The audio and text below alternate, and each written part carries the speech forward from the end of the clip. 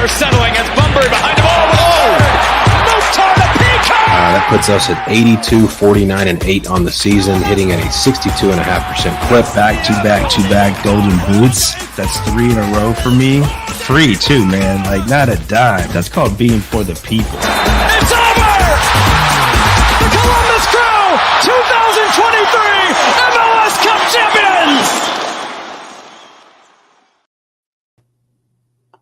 All right, here we go. Week 10. This is the MLS Live podcast, as always on Sports Profit TV. I am Cooper at Sports Profit on Twitter, and with me, as always, is my co-host Garrett at Just Some Footy. Listen, great week last week. Let's recap it real quick. 4-1. We told you guys about the 2 units. We swept them. So 2-0 on the 2 units. Just about as clean cut as they come. LA Galaxy tried to make it interesting with a red card, but they were able to hang on, fortunately. The other 2 unit was, like an 11-minute cash on the both teams to score in Miami and Nashville, something like that? Yeah. Kind of a lucky break for Nashville to get one that early. But they created enough, especially in that second half, that I was pleased with the look. Yeah, so excellent. Obviously, we've been talking about the multi-unit plays for a while here now. We don't have them every week, but when we have them, I've really got to go back and get the actual percentage so we can kind of tout that, because it's been really good. Honestly, it's the 2 units and the 3 units have just been fantastic. Kirk in the building. Yes, please like and subscribe. Thank you for reminding me, because I always forget to mention that as we start the show. Hit the thumbs up button. That does us a ton of good. Ricky in the building as well. And Ashley, greetings from Honolulu. I don't know. Ashley's got me missing Hawaii. What time is it over there? I have no idea, but I'm sure it's not the same time as it is here. Missing Kailua, where I stayed for a couple of years. Yeah, lucky boy. Alrighty, well, might as well just get into it. We are going to round out the show today. If you want to stick around for some transfer talk, the MLS transfer deadline just ended, so we're going to have some stuff to talk about. Some bigger news, actually, some bigger transfer news broke just before the show that we can talk about. Kirk cracking jokes in the chat about Garrett's team. I'll talk toffees any day. We're not doing it. We're not talking toffees on here. We're talking MLS bangers.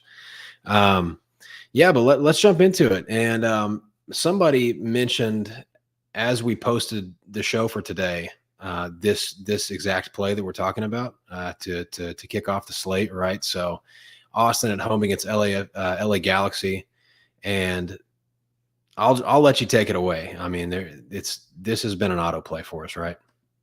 Yeah, I mean, it's their team total over 1.5. Grabbed it a couple hours ago at -111.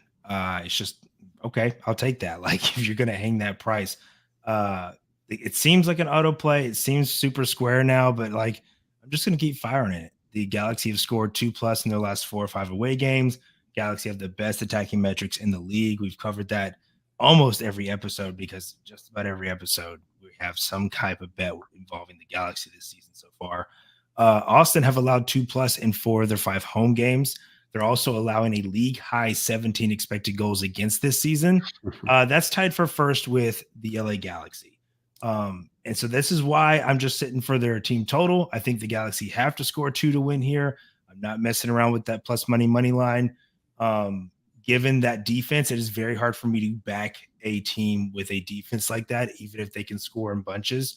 And I just have a question for you, Cooper. Is Paintsell the second best player in the league after Messi? That's a really good question, because as far as all around value, there are obviously some 10s that hold things together for their respective teams, that they do more than just score, right? But when you look at Paintsell at Galaxy, he's been facilitating. Joveljic, he's been facilitating for Joveljic. I mean, he's such a ridiculous, adds such a ridiculous dynamic to that team. There definitely could be a case to be made. Let me just pull up something real quick, because that's an interesting thought. Give your thoughts real quick while I pull up this chart.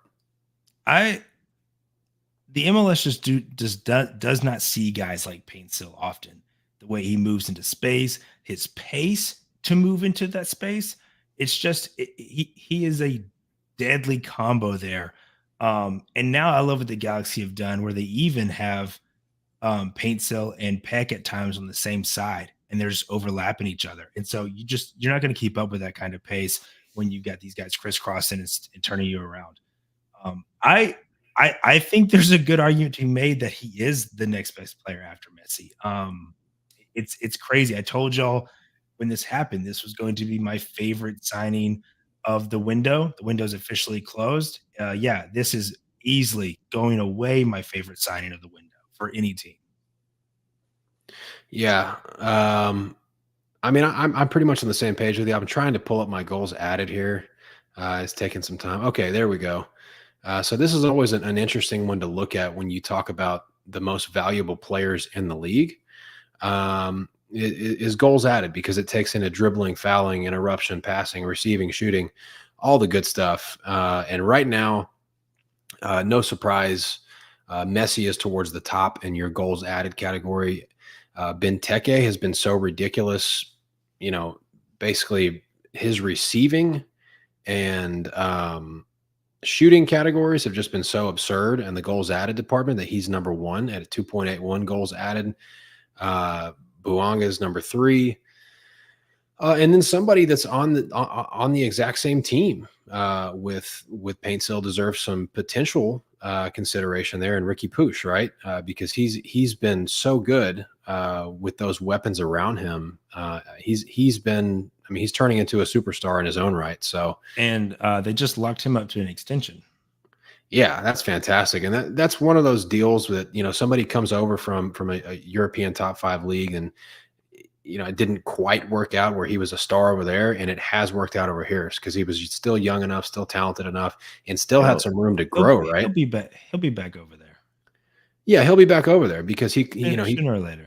He clearly still had some room to grow, but yeah, I think I could agree with you there. Right now, this minute, he's just so electric when he touches the ball. There's really nobody else in the league that has that dynamic other than Messi.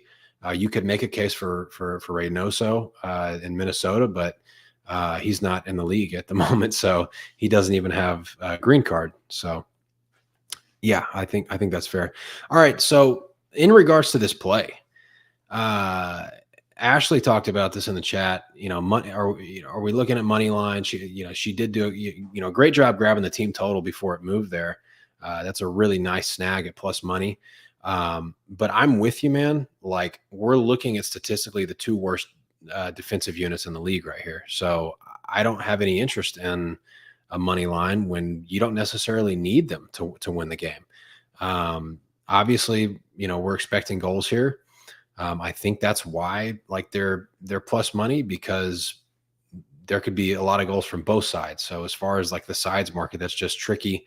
LA Galaxy at Austin. Austin's been the most fortunate team in the league so far. It's been infuriating. And who better than LA Galaxy to come in there and just, kick them in the teeth? I mean, that would be fantastic to see. So I'm on board with you here. This has been an auto play for us. This has been probably the best play of the season for this show. So I'm down to ride it again. All righty, moving right along to our next game. This is going to be mine, and I'm going to back the home side here. I'm backing DC United at a pick'em or a draw no bet. It always cracks me up when you post a pick'em or a draw no bet for a soccer game, because a lot of people this is written differently in so many different spots of a sports book. You got 0.0 on the spread, you have draw no bet, or you have a pick'em. It's all the exact same bet. It basically means if the game ends in a draw, you push, and that's kind of your push protection. So that's the route I'm going here. Seattle is going to be down 2 starters, Roldan and I think Jackson Reagan, they both got a red card last game, which is a big deal because if it wasn't for that, I just feel like this game would probably be an under, and it still could be an under, but I feel like with those two guys being out, it's an added advantage, and it kind of pushes me over the hill here, and I'm okay with jumping on the home team. DC United, man, talk about due for some positive regression. These guys are number one analytically in expected goal difference between their expected goals allowed and their expected goals, right? And then their expected goal difference from their actual goal difference is the largest in the league, right? So, obviously scoring actual goals does mean something. We don't just base our picks on expected goals, or, if it was that easy, everybody could do it. But it does mean something. So they have this huge, I think it's like a 7.5 goal difference between their XG difference and their actual goal difference. And that typically means some positive regression is coming. And I'm expecting that here. I haven't been impressed with Seattle. I haven't really been impressed with them this year on the road much at all. 2 starters down defensively on red card suspensions. DC United has looked really good at home. So, yeah, I'm going to take DC on the draw no bet here. If it ends in a draw, we get a push. We get our money back. And I think they win the game, though. I actually really do. It's an interesting spot. DC losing 2 straight. One, I mean, like one of those games that, I mean, they just did not look good against New York City. City countered the crap out of them, and DC just couldn't do anything with it. Right. Granted, DC was missing starters of their own. I think with who the Sounders are missing is important. De La Vega was working his way back. He got re-injured. He'll miss another month. I was just looking through my news feed here, trying to find some information on Rusnak. For some reason, I have like this. I thought I read somewhere that he wasn't available, but I didn't know why. But I can't find it, so like I'm not gonna hit on that. But no, Sounders are struggling, man. It is not great for them right now. And they're going to be missing. Jackson Reagan was one of the starters at center back. They just moved Arriaga to the New England Revolution, so they're going to be thin at center back for this one. And if you've seen Jackson Reagan, he's a big dude, right? Like there's no one else on this team who's going to like jump with Benteke. So for DC, it's really about Herrera being back. And like he's really that key to getting those crosses in. There's a reason why DC lead the league, or we're leading the league in crosses. So no, I do like the home side here. And yeah, I think it's best to do the draw no bet here, given DC's form. The Sounders, they can be good when like it's not when they want to be, but we know what they can be, right? Like they can be good. We've seen it. So yeah, I think draw no bet is a safe play here. It is a little bit of juice, but you are getting that push protection. Yeah, and I think it's worth it here. I actually feel pretty good about this one, man. It's a little bit of gut involved. I think that DC positive regression is coming, and yeah, bad performance last week at NYCFC, but it was on the road, and that's just it's a big difference playing on the road in this league. So back home here, I think they get it done. But alrighty, on to our next. All right, Garrett's home team here. This one is. I think I see where you're coming from here, but I think this is an interesting pick. If we want to throw the interesting word around. Yeah. Well, I mean, like you're giving me Nashville versus a piss poor defense again. So sign me up, right? Nashville still have scoring issues, but versus a soft defense / goaltending, they do have the talent to met, right? To find the net with Mukhtar and Surridge. San Jose, they did show some attacking promise versus the worst defense in the Galaxy, right? Last week, they went down early, but they were giving the Galaxy some fits there in the second half. It was just finding the back of the net. Like, that's the hardest thing to do. But the motions were there, the moves were there. Well, that was versus the worst defense. I've already talked about them with the Austin play. But Nashville are right there with them with 16 expected goals against on the season so far. That's which is fourth. crazy. That's fourth in the league, fourth worst. And this is a spot where I talked about on last show and then sent it out right before the game. This is a spot where I'll target Espinoza again with that score or assist move if he's plus money. But no, I get Nashville. It's a real similar situation to Miami last week. I'm getting Nashville versus a poor defense. I know San Jose is starting to click a little better in attack.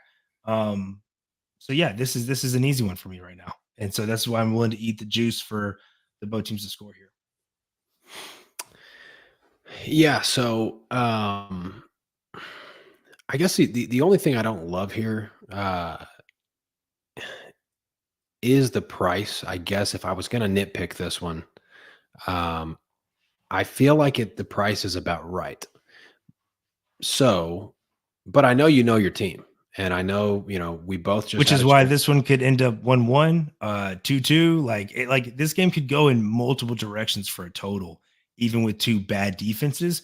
So I'm not going to target that total, right? Like I'm not trying to go over here. I think it was at 2.5 or 2.75. But I always find it interesting when the 2.5 is playable and the both teams to score is pretty juiced. That's when, like I'm kind of lining up with where the books might see it. This is possible being a 1-1. Right.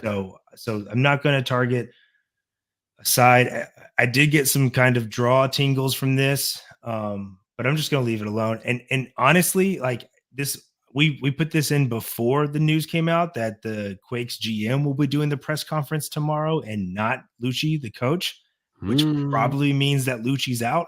Right. So you might have an interim coach this weekend. So I feel okay with that if it's an interim coach, if it's somebody on the staff who's coming in. But granted, I mean, they are at the bottom of the league. Maybe they've been putting options together and they know who they want. I just can't see them having a permanent coach this weekend with the call coming right now, if that makes sense. So I'm still okay with both teams to score. If it was a true new manager bounce, I'm probably hanging off of this. But with everything I know right now, I'm still going to be firing on the both teams to score. So I've actually got some San Jose tingles here, to be totally honest with you. I could see San Jose and both teams to score. Yeah, for like a nice plus money. Yeah. So you're not this San Jose team isn't shutting anybody out though. No, absolutely not. But we just talked about the XG difference, and the actual goal difference. The only team that has that, the second team behind DC United in that category is San Jose. So, I haven't watched San Jose. Like I've seen some takes on Twitter, on MLS Twitter. Oh, this San Jose, Earthquakes team is the worst team. No, they're not the worst team in the league. I can think of, for sure, two teams, maybe three teams, you could make a case that's actually a worse team than San Jose. I know that they are dead last right now and they're on a horrible streak, but I don't think they're the worst team in the league. I think that they're playing hard. They're playing. There are some good things about this team, and they do have some positive regression coming their way. I'm not saying that they're going to be a playoff team, but I don't think they're the worst team in the league. No, and we've talked about this. Like you bring up that differential, you don't have a guy in top 5 creation in Espinoza if you're not, actually creating those opportunities, right? Facts. So I think he offers, like I said, a lot of value. But I mean, this is the worst goalkeeping group in the league easily. Like it's not even close, and so they're not going to clean sheet anybody. And you can't trust Nashville to clean sheet anybody right now with their defense. I mean, it's they miss Zimmerman in the worst way. And he's not coming back for this game. So, right. So I know I'm going to trust that both these defenses do what they do best, and that is letting goals. So I got a question for you, but before we move on to the next one. So is there a seat in Geodis Park where you can see downtown Nashville like this? Or is this just a good angle? No, you can't see downtown. This is above the stadium. Gotcha. Okay, because that would be cool. It's not like the LAFC one. No, because it's not even. I mean, they dropped this into a neighborhood. Like the stadium is just cut out of a neighborhood. There are houses all around it. It feels like not like Lambeau. well. So I'm leaning more toward like England, right? Like where you just have these stadiums pop Oh, up in these neighborhoods, right? that's Like the cool. stadiums have been there for hundreds of years. Yeah, But it's similar to that feel where there's just houses. They're building apartment complexes all around it. It's cool. that's actually really sick. And Nashville's growing, man. That's a place to be right now. Hey, Ricky, we see your question in the chat. Stick around towards the end, and we'll cover some extra games after we get through the main slate here. All right, on to the next is my second play. Oh, real quick, got to talk about OddsJam. They are the sponsor of the show. OddsJam, interrupting our flow. Yeah, basically OddsJam. I've talked about it before on the show. State-of-the-art arbitrage tool, plus EV tools as well. I am a member. I subscribe. 1,000,000,000% worth it. It's just really great. I mean, they give you opportunities to, if you've got the bankroll, to make some free money. And I've gotten email notifications that I get an email notification anytime there's an arbitrage opportunity. I can pop in real quick and make a nice, 8, 9, 10% and move along with my day. So easy cheesy. If you're interested, promo code PROF, PROPH 35. Link is in the description of this video. If you have any more questions, you can just DM me on Twitter. All righty, on to our next one here. New York Red Bull at home, hosting Vancouver. Garrett, I didn't send you my plays before the show, did I? No, these are all. I'm just winging it here, man. I like it. I like this dynamic. I really like it. All right. I don't know if you know where I'm going with this one, so I'll just jump into it. Okay. New York Red Bull in Vancouver under 2.5 goals at a nice, tidy -108. This is one that I kind of dug into and decided that I liked after digging into it a little bit. New York Red Bulls, yes, they have a better attack this year. There's no doubt about it. But this team still is kind of defense first, and they know how to kind of, keep the tempo, slow the tempo down once they take a lead, right? So like these guys, they've always known how to kind of sit on a lead because of that defense. Now, this is more so about the matchup for me. This is what I like about this. Both of these attacks have been solid. Like they're not, not the best, but not, So Vancouver, they've only played 3 road games this year. Now, I went in and I spliced out the 40 minutes of red card action against the Sounders last game, okay? So I know that could be a little bit unfair, but I took that out and I looked at Vancouver's 3 road games. Take that 40 minutes of red card action out where they were up 1-man, 2-man against a Sounders team on the road. This Vancouver team is averaging about a half a goal, expected goal creation a game on the road this season if you take the red card out of it in those 3 games. They clearly, and I noticed it right away, I noticed it some in Champions League, and I noticed it at the beginning of the year. Vancouver has a much more noticeable emphasis on defense this year, and that has been reflecting in lowest pressing team in the league. Yes, they're and that again, that has a lot to do with the matchup and even XG allowed. You're looking at the number 2 and number 3 teams defensively in Major League Soccer right now. So, I kind of like New York Red Bull here as well, but I'm not playing them at -150. I just could not quite pull the trigger. I think they win, but I think this is like 1-0 ballpark, maybe 2-0 ballpark if you get a late goal. I don't know if Vancouver scores here, to be honest. Don't mind if both teams to score no either. So I wondered if this is where you were headed. I I don't hate it. Like I have to say, like I have nothing against the under here. It's uncomfortable to play, Right. for sure. It Most is. unders are, but no, like I mean, you just talked about it. The Whitecaps, they are pressing the least out of any team in the league, and the Red Bulls have really toned down their press and have upped their possession some this season. So I do think you see a slightly slower pace of play here, which definitely helps an under as well. Yeah, I think it would be unfortunate if this lost.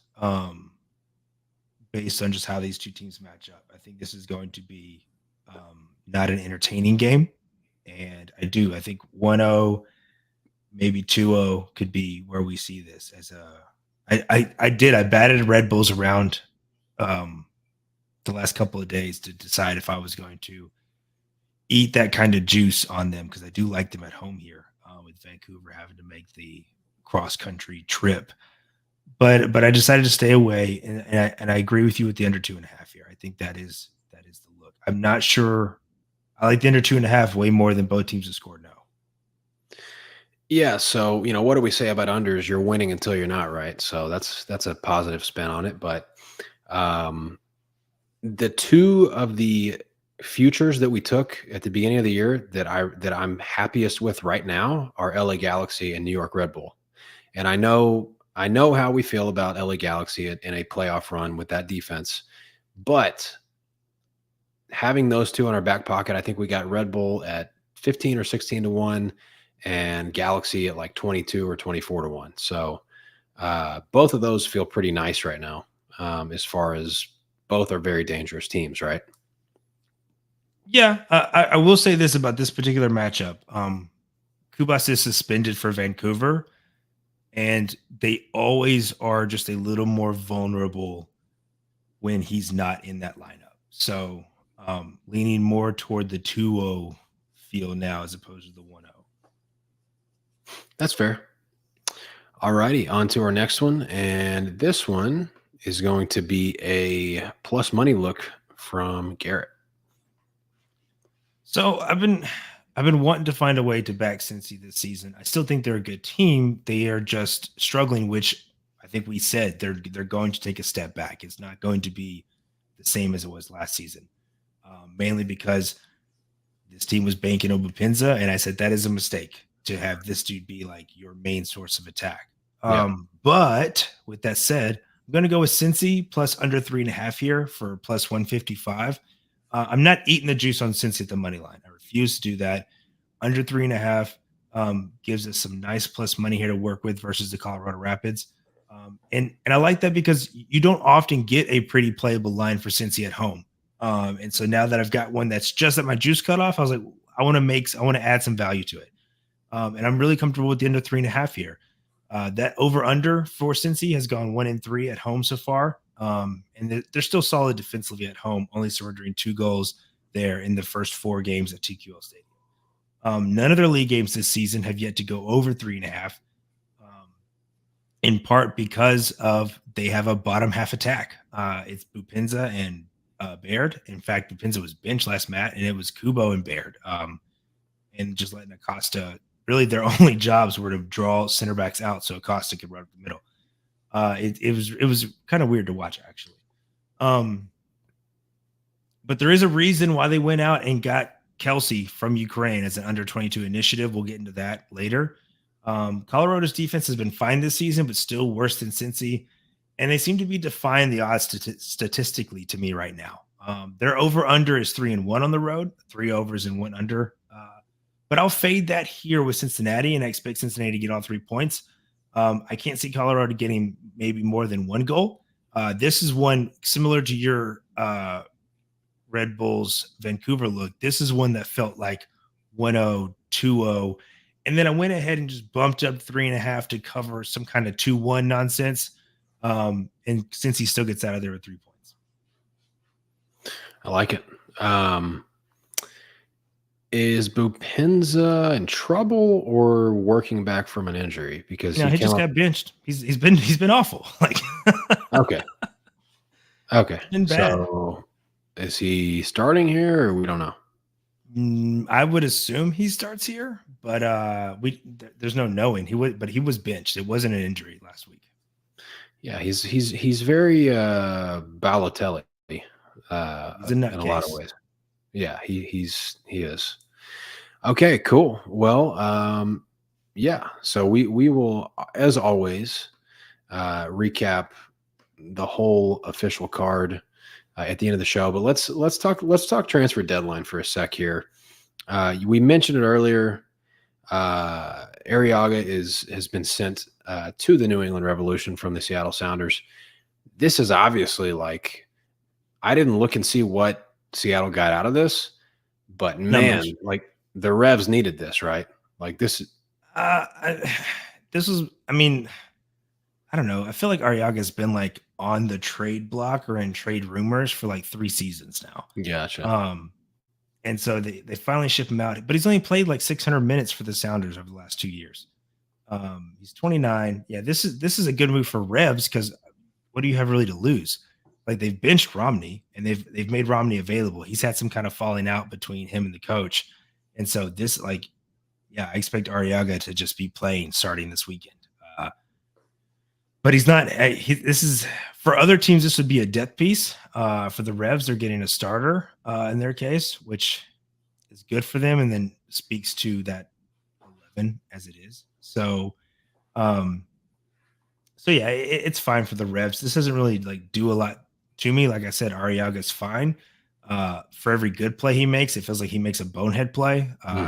He had some giveaways either last game or the game prior that led to goals, and it was just like, man, that was a rough game. So it's something the Revs needed. I don't hate it. They didn't have to give up much for him, so this is only a win for the Revs. Yeah, that's the way I view it too. I didn't know what they gave up to get him, but if it wasn't much, yeah, I mean, if it doesn't pan out, it doesn't pan out. But I think there's a very high likelihood that he at least bolsters that back line situation. And then the Revs also signed the goalkeeper that Portland let go. Slovakian guy, right? Yeah, who like 2 seasons ago, like his stats were great. Last season it was terrible. But yeah, it's not great when you're trying to find free agent goalie options in April. Right. And it's not due to injury. So yeah, and it's kind of, bizarre world that it's happening to the Revs because they've had such good goalies. But all right, this next one I like. I like it for the player himself, and I like it for Toronto. Derek Etienne Jr. Lands in Toronto from Atlanta. He just wasn't playing very much in Atlanta. He played more last year, but Atlanta upgraded those positions, and so he hasn't really played a ton. I think it's a good ad for Toronto because you get some speed out wide, right? No, it's a good ad for Toronto, and yeah, Atlanta. He was surplus in Atlanta, so Atlanta did nothing but profit from moving on for him for some cash. What this tells me though is it gives me a red flag for Insigne's injury. They're going out and picking somebody up at the deadline for a winger position. Now I'm worried that Insigne's more hurt than we've been led to believe right now. So I don't know when he's going to be back. Okay, I mean, I see where you're coming from there. It's maybe a pessimistic viewpoint, but I mean, because it's not like they wouldn't spend a ton of money to bring him in, right? Like it could have happened. It was a couple $100,000 gam. Like it wasn't. That's not nothing. No, yeah, it's not nothing. This was a move where Atlanta's like, well, we don't have to move him. Like you got to make it worth our while. And Toronto obviously feeling like they needed to do something. Gotcha. We talk about panic buys. I would not classify this as a panic buy, more so as it's just, like I said, I think there's something more to Insigne's injury. Fair enough. Okay, next on the docket, Rojas, 28-year-old attacking midfielder, comes over from Corinthians in Brazil to enter Miami. I have no idea. I don't know anything about this. I think he's got some stuff to work with. And normally this would be like a depth move, but Miami now is so just absolutely crushed with injuries at the attacking midfield spot. That I think once he gets fit, he will play quite a bit. The problem is he hasn't played since February. So it's going to take him a minute to get up to fitness to run Tata's system, I think. But this one's been talked about for a long time, and they finally got over the line. But yeah, I would not expect to see him soon. I think when you haven't played since February, you're going to need a couple of weeks to build up some fitness to get back in shape. Yeah, they Miami just lost Gomez, right? How long is he out? They have not said, but it did not look good. Another one, man. I mean, what are they? What's the I don't athletics? that's the thing. Like I even said it on X. Like I get it, Miami's a super team, but they are just getting T-boned with injuries this season. Yeah. Luckily, they haven't like lost any of like their big four for long periods of time, but everyone around them is dropping like flies. Yeah, no bueno. All right, yeah, and then you mentioned Kevin Kelsey. I think is he Venezuelan? Is he Venezuelan? So yeah. Yeah, Venezuelan forward comes over from Shakhtar Donetsk from Ukraine on a $700,000 deal to Cincinnati. Well, this is just a loan fee. That's how you know this is a big deal. That 700,000 is just for the privilege of loaning him out. Gotcha. There is an option to buy. If that buy clause gets triggered, he'll become an under 22 initiative, 19 years old. A move since he had to make, man. That attack is so underwhelming. Shakhtar did not want to get rid of this kid. They wanted to keep him. He was adamant about leaving just to get playtime. But this is a kid that the team wanted to hold on to, which you always like to see, right? When a team doesn't want to have to get rid of somebody, it means they prize him, they think he's valuable. And so there's no talk of what that purchase option looks like. But yeah, $700,000 just to loan is nothing to sneeze at, especially in MLS. So lots of promise here. So Cincinnati is probably expecting him to contribute this year. I mean, if they're paying $700,000 for a loan. Oh yeah, no, I said as soon as he's working through visa options right now, but as soon as that visa's cleared, I don't see why he's not getting some play time. Like I said, Baird and Bupinza have been so underwhelming, and they don't have anyone else in attack there. They started the Swiss Army knife Kubo up there because they just had nobody else. Kubo. All righty. Last one on the docket here. We just talked about it. Breaking news before we jumped on today. Hernan Lopez coming over to San Jose Earthquakes for a club record $6 million. Is he coming from Argentina or Brazil? Godoy Cruz, so Argentina. Yeah. What do you think of this one? I don't know a lot about him, but $6 million is a franchise record fee paid for by San Jose, and he's a 10, which they clearly needed. That's really what they're missing in that attack is a 10.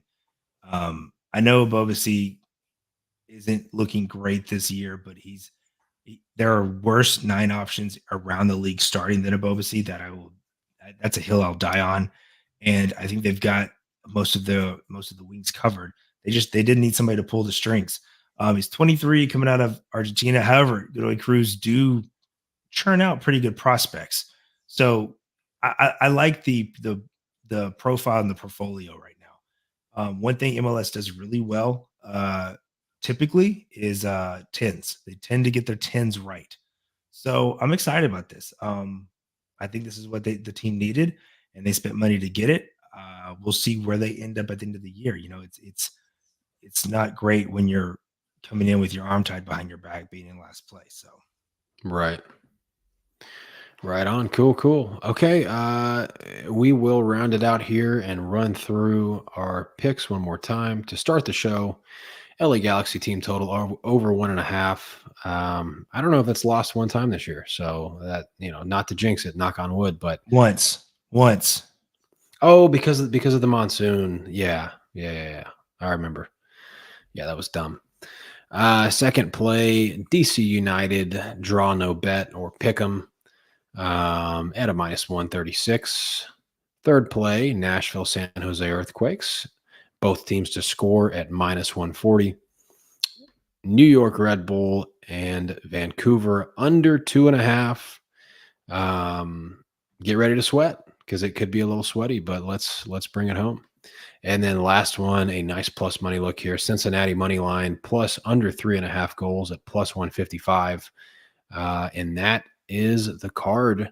Hoping to go ahead and stack 2 good weeks together after going 4-1 and sweeping our multi-unit plays last week. Make sure you guys like the video if you haven't yet, and follow us on Twitter at MLSLIVE Podcast. Anything else, Garrett? You got a couple of questions. Oh, yeah, we did. We did. Let's get to those real quick. All right, Ricky, what do we think about Chicago, Atlanta, both teams to score? I'm assuming it's really expensive. I haven't looked, but I'm assuming it's expensive. So what, like -175, -180? Yeah, it's not going to be cheap. That's going to be my guess. Somewhere between 190 and -200. No, I don't like it for that price. I wouldn't even put that in a parlay piece for that price just because I don't think there's any value. Could it come through? Of course it could come through. I just don't think it's like, a super lock or anything for -200. I think we can find you a better play for that price. I like LAFC money line against Portland at home. I mean, I feel like that's pretty solid. -200. And regarding to this play, you just can't trust Chicago right now. We talked about it early in the year. We've spoken on it a couple of times. Like, they just don't create. They're not giving their guys good chances, good looks. That's an issue. Atlanta and clean sheets don't really go together, but the defense isn't as bad as I think it's looked on paper. However, Atlanta on the road is awful. They just historically are bad. So this is one where I don't know where this game could go. This game could go in any number of directions. And so this is one that I'm just absolutely leaving alone. Yeah, this game could go in any direction. Atlanta is funky on the road. This whole game is funky for me. Like, it just could be really weird.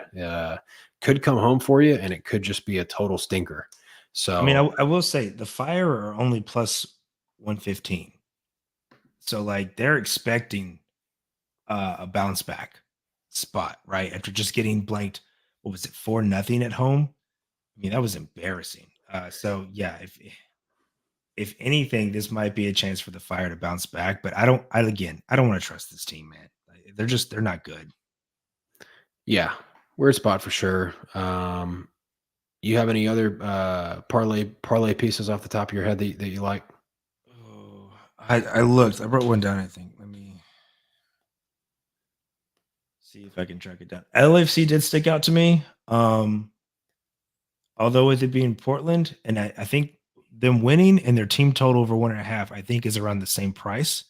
Okay. I think I would Fire on the team total over 1.5 with them being home over money line. I think both probably come home, but this Portland Timbers defense is not good. But they are exceeding all their scoring metrics right now. And so what I would hate is some stupid 2-2 to just wreck it, right? So no, LFC stood out. The funny thing is, like, there's not a lot of money. Maybe Toronto did have to play today in the Canadian Championship.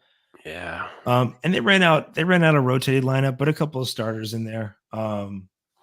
Orlando at home I'm seeing like -200. I don't love it, but like, when you're looking for like parlay pieces, I'm going to pay some juice if I'm doing it in a parlay, right?